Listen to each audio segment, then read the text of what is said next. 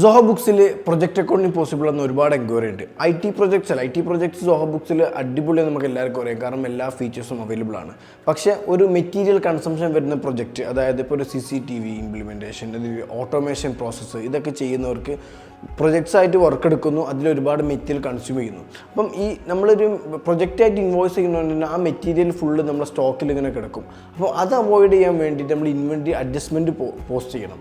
അപ്പോൾ ഇവിടെ പ്രശ്നം എന്താണെന്ന് വെച്ച് കഴിഞ്ഞാൽ, നമുക്കൊരു പ്രൊജക്റ്റ് പ്രോഫിറ്റബിലിറ്റി എടുക്കുമ്പം ഇൻവെൻറ്ററി അഡ്ജസ്റ്റ്മെൻറ്റ് പോസ്റ്റ് ചെയ്യുമ്പോൾ പ്രൊജക്റ്റ് മാപ്പ് ചെയ്യാൻ പറ്റുന്നില്ല എന്നുള്ളതാണ്. ഇങ്ങനത്തെ കേസിൽ നമ്മൾ ചെയ്യേണ്ടത് റിപ്പോർട്ടിംഗ് ടാഗ് എന്നുള്ള ഒരു ഫെസിലിറ്റി ഉപയോഗിക്കുക എന്നുള്ളതാണ്. റിപ്പോർട്ടിംഗ് ടാഗ് ഉപയോഗിച്ചിട്ട് അതിലൊരു പ്രൊജക്റ്റ് ക്രിയേറ്റ് ചെയ്തിട്ട് ഓരോ പ്രൊജക്റ്റ് വരുമ്പം ആ പ്രൊജക്റ്റ് അതിലോട്ട് ആഡ് ചെയ്യാം. ആ ടൈമിൽ നമുക്ക് ഇൻവെൻറ്ററി അഡ്ജസ്റ്റ്മെൻറ്റ് ഇടുമ്പം ഈ റിപ്പോർട്ടിംഗ് ടാഗിന് അഗെയിൻസ്റ്റ് നിങ്ങൾ ഇൻവെൻറ്ററി അഡ്ജസ്റ്റ്മെൻറ്റ് ഇടുകയാണെങ്കിൽ പ്രൊജക്റ്റ് പ്രോഫിറ്റബിലിറ്റി റിപ്പോർട്ടിൽ P&L ഇത് ഫിൽട്ടർ ചെയ്തിട്ട് നമുക്ക് എന്ത് ചെയ്യാൻ പറ്റും, പെർഫെക്റ്റ് ഒരു പ്രൊജക്റ്റ് പ്രോഫിറ്റബിലിറ്റി റിപ്പോർട്ട് എടുക്കാൻ പറ്റും. ആക്ച്വലി സോഹോ ബുക്സ് ഇതൊരു വർക്ക് അറൗണ്ടാണ്, നമുക്ക് ഈ ഒരു ഫെസിലിറ്റി ഉപയോഗിച്ചിട്ട് പ്രൊജക്റ്റ് പ്രോഫിറ്റബിലിറ്റി എടുക്കാൻ പറ്റും എന്നുള്ളതാണ്. ഇപ്പോൾ ചെറിയൊരു ഫേംസിനൊക്കെ ആണെന്നുണ്ടെങ്കിൽ ഇത് യൂസ്ഫുൾ ആയിട്ട് ഉപയോഗിക്കാൻ പറ്റും. വലിയൊരു ബോർഡർ പ്രൊജക്റ്റേഴ്സ് അല്ല എന്നുണ്ടെങ്കിൽ ഈ ഫെസിലിറ്റി ഉപയോഗിച്ചിട്ട് നിങ്ങൾക്ക് എന്ത് ചെയ്യാൻ പറ്റും, അക്കൗണ്ട് ചെയ്യാൻ പറ്റുന്നതാണ്.